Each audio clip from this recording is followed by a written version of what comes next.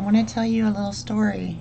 Um, we went to my son's girlfriend's baby shower Sunday, and when you walk in, you got to sign this and register for that and get your free drink ticket. And there was a bunch of these little baby clothespins, baby shower, baby clothespins, and you're supposed to take one and clip it on, and don't say the word baby. If you catch someone saying the word baby, you get to take their baby and clip it on. And the one who gets the most clothespins wins a gift.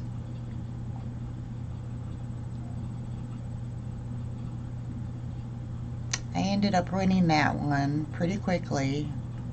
I had like 6 of them. I think there was maybe 15 people there. Jesse had 3 because he saw what I was doing, and he was trying to trick people into, lead them into saying the word baby.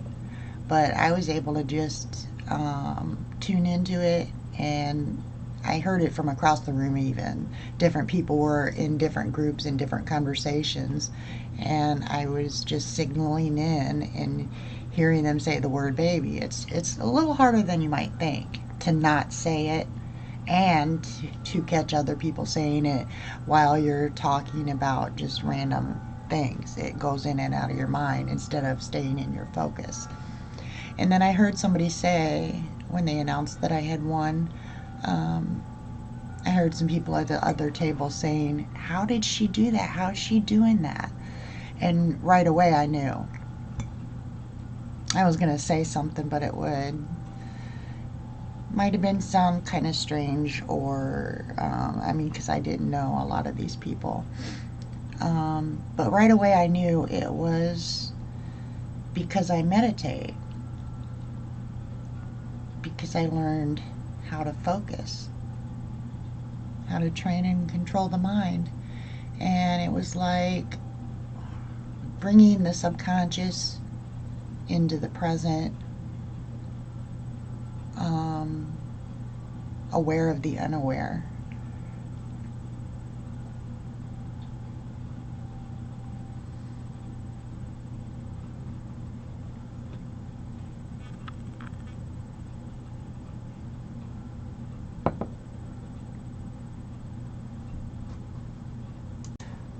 I tend to link the subconscious to the spirit or the higher self.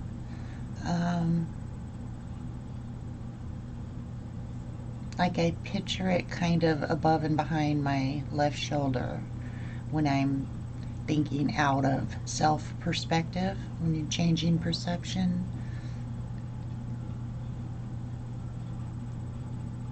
And I think it's like an ahead thinking self. Um, like when you have deja vu and you get a flash of being at the end of the street when you're really not there yet, and then boom, you experience it again.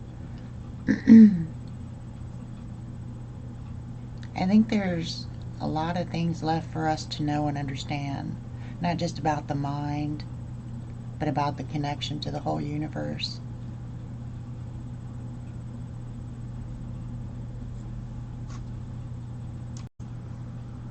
I have a hard time meditating because my brain is like always, you know, like most people's.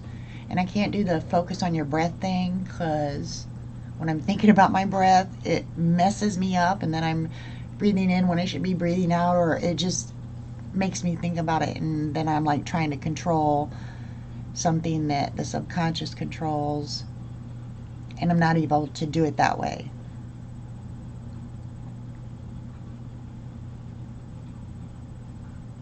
What you need to do to clear your thoughts, if you've ever tried, it's not easy to have no thought, is to just focus on letting the thoughts pass by. If you think of something like, oh, I have to go to that doctor appointment tomorrow, just picture it, the text sitting on a cloud, and just let it float by. Don't look at it, don't focus on it. Boom, there it goes. Here comes another thought. You want to be in the space between the passing clouds, the passing thoughts. And that's the zone. That's where people get insight, inspiration, creativity, wisdom, and it's where you can find your source, the source.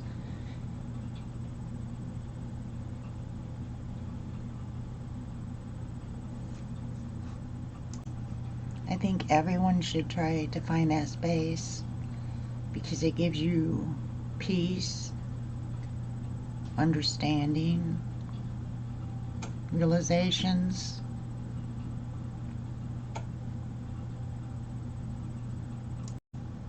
Besides just winning a game, excelling in sports, which it could be used for, focus on business success to where you'll get insights of, oh hey, I need to try this or do that. That'll get you on the right steps to where you want to be. But where you want to be is in the now.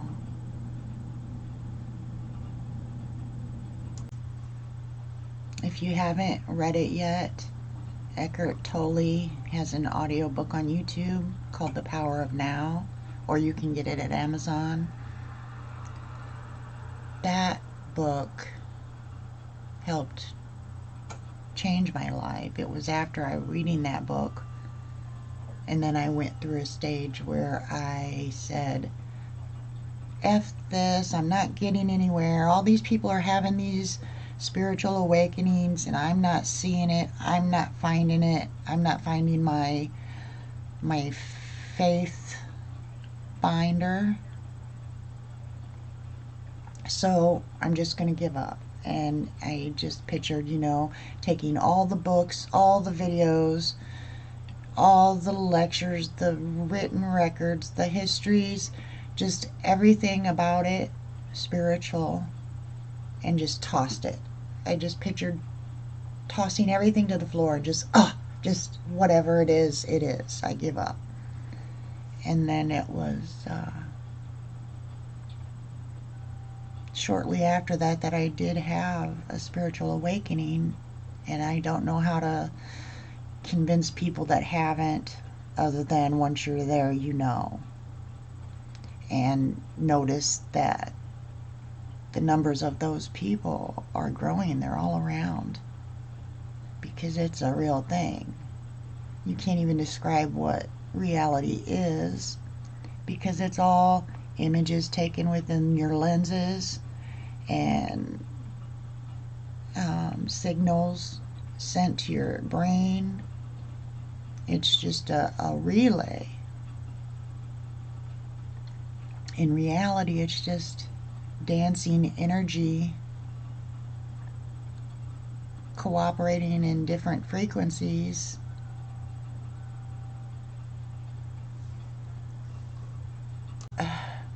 Things to make the avatar experience real.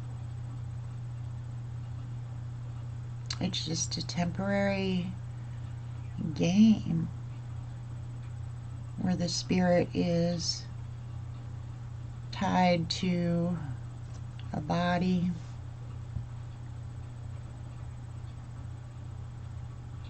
that shares a group perspective in order to grow into expanded perspective, because it's just a symptom of recycling over and over. You start at nothing, where everything is, it is everything, and then it is nothing, and then it comes out as a baby, relearns itself, creates anew, bottles it all up, and starts again.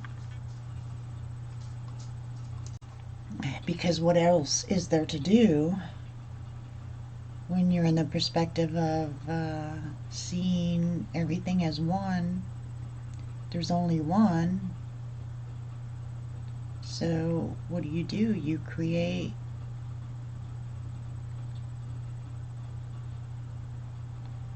you change the self.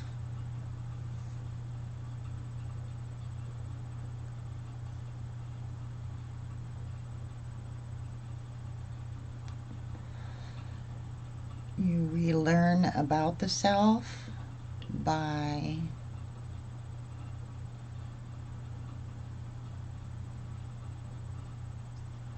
going through all the different routes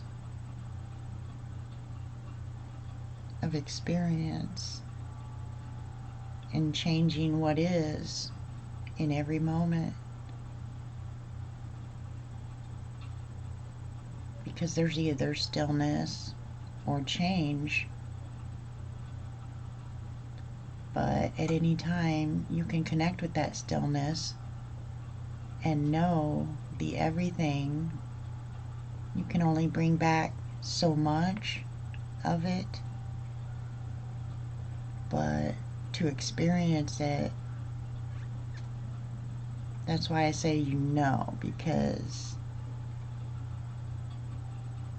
there isn't really a way to describe it.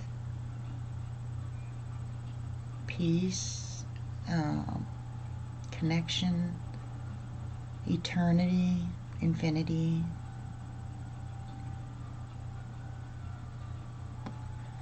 Intelligence, consciousness. It's all consciousness.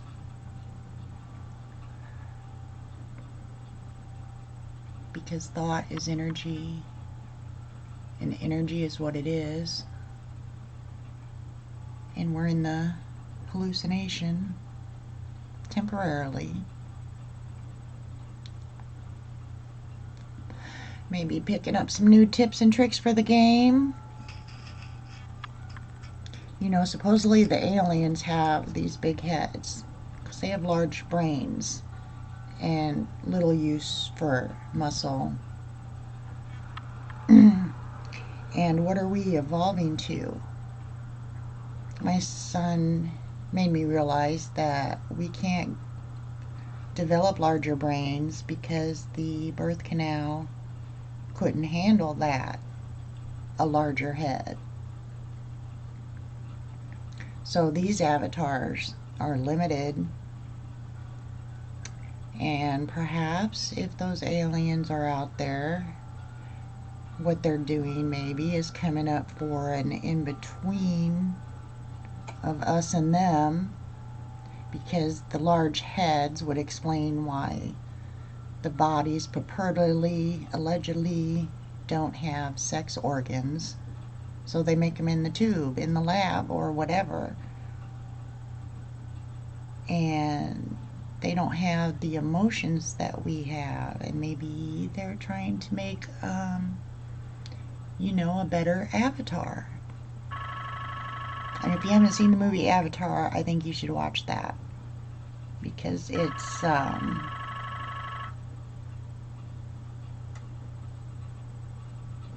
there's some things in it that you should consider for our reality, because nobody knows really the full extent of this reality. But you can tap into it and see for yourself more than what society is showing in general.